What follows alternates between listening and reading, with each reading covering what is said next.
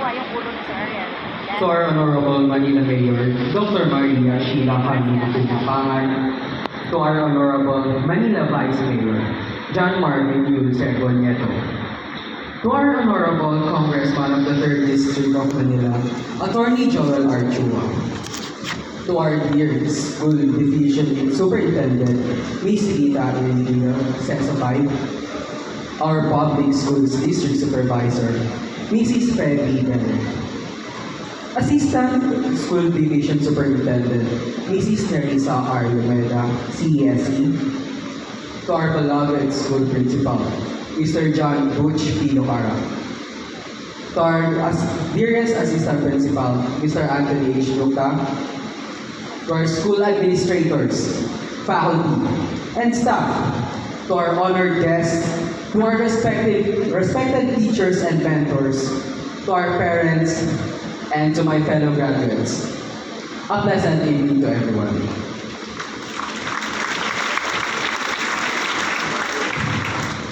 What a remarkable moment this is all for us. Today, we stand at the crossroads of our past achievements and our future aspirations, filled with excitement and hope. I am deeply honored to speak on behalf of my fellow graduates as we celebrate these significant milestones together.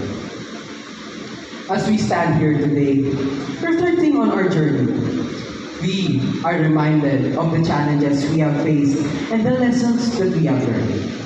The path to this moment was not always easy, but it was through these experiences that we discovered our strength and resilience. We have learned the importance of hard work and perseverance. We now recall the days where many of us were not only burdened by schoolworks, but also by different personal struggles. We know that some of our batchmates had to juggle between working and studying, while others had to fight unspoken battles themselves and be okay to go to school the next day. We find ourselves in a difficult position, one where we need to find a balance between emotionally supporting ourselves and investing in our future. All at the same time, we stand at the scale of wanting to fully enjoy our youth and running ahead fast towards adulthood. Truth be told, the mounting pressure scale of pursuing tertiary education, deciding on what to practice as a profession, and choosing between passion or profit is a struggle I also deeply share with you. But please, bear in mind, my fellow graduates, that our presence today in this ceremony speaks volumes of courage and willpower to keep going. And that is something that we should all be proud of.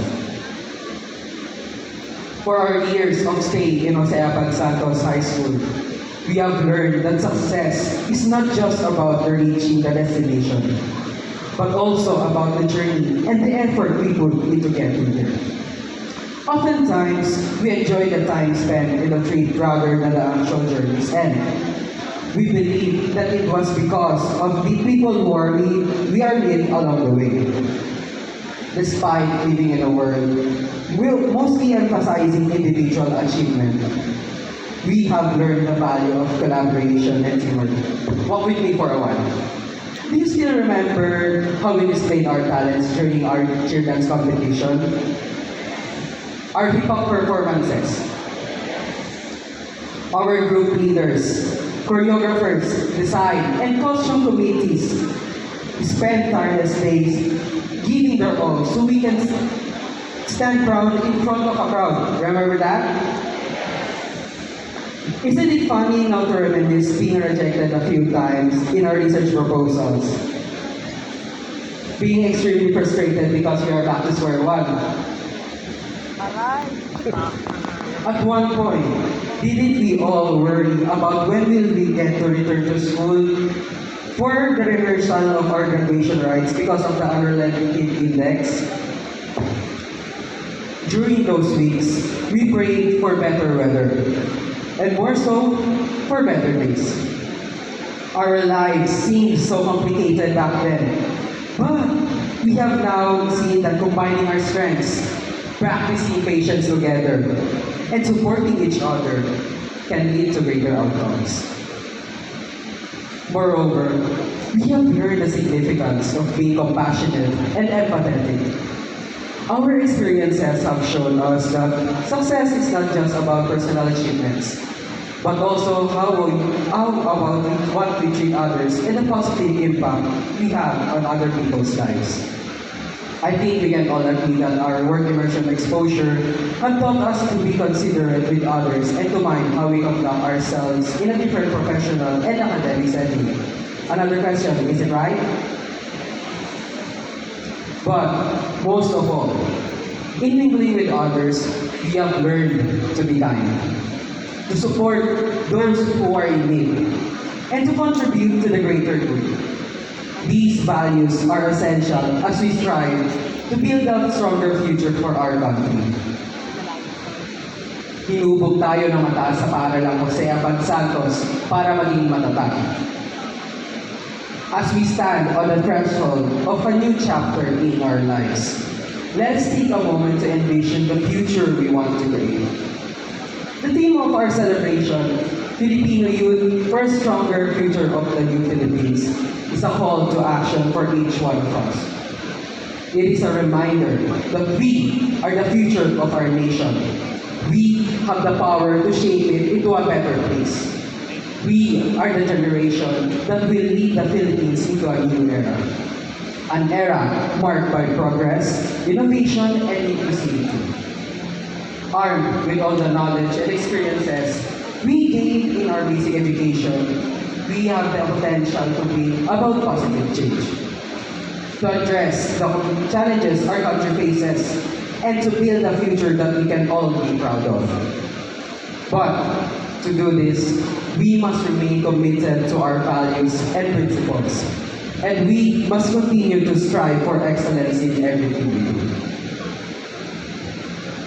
I would like to leave you with a quote from Dr. Jose Rizal.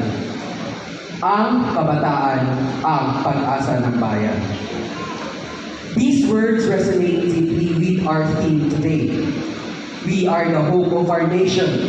It is our responsibility to carry this hope.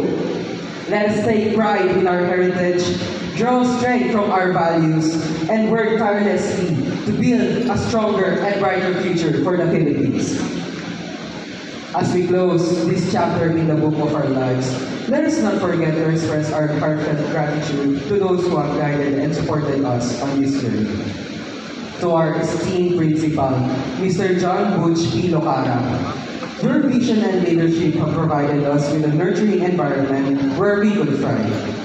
Thank you for believing in us and for fostering a school culture that prioritizes both academic excellence and personal growth. Thank you po.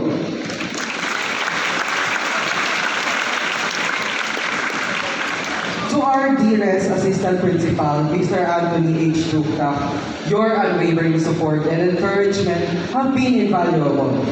Your approachability and dedication have made a significant difference in our lives. And for that, we are immensely grateful as well. Our incredible teachers, you are the backbone of our success. Your passion for teaching and your dedication to our growth have shaped us into who we are today. You have not only imparted knowledge, but also imparted values that will guide us throughout our lives. Thank you for being our mentors, our guides, and our second parents.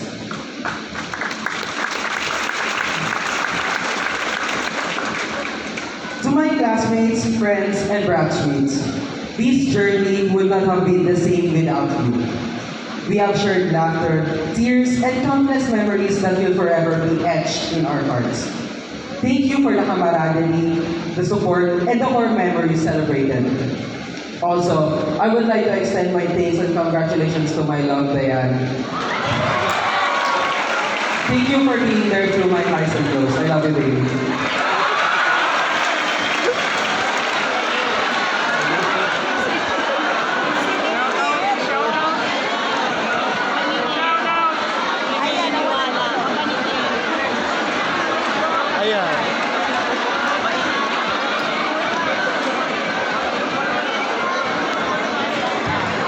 families, to every family member present in our audience today, thank you for your unwavering love and support. Your sacrifices, encouragement, and belief in our potential have been our driving force. You have stood by us through every challenge and celebrated our every success. We owe our achievements to you, and we are eternally grateful for your presence in our lives. To my mom and dad, maraming salamat po sa suporta at paniniwala niyo sa akin. Thank you po. At sa lahat ng magulang na nakikiisa sa aming tagumpay, huwag po sana kayong mapagod na unawain at suportahan kami sa pag-abot ng aming mga pangarap. Salamat po. Maraming salamat po. To our fellow graduates, congratulations! This is just the beginning of our journey. Let us embrace the future with enthusiasm, determination, and hope. Thank you and mabuhay!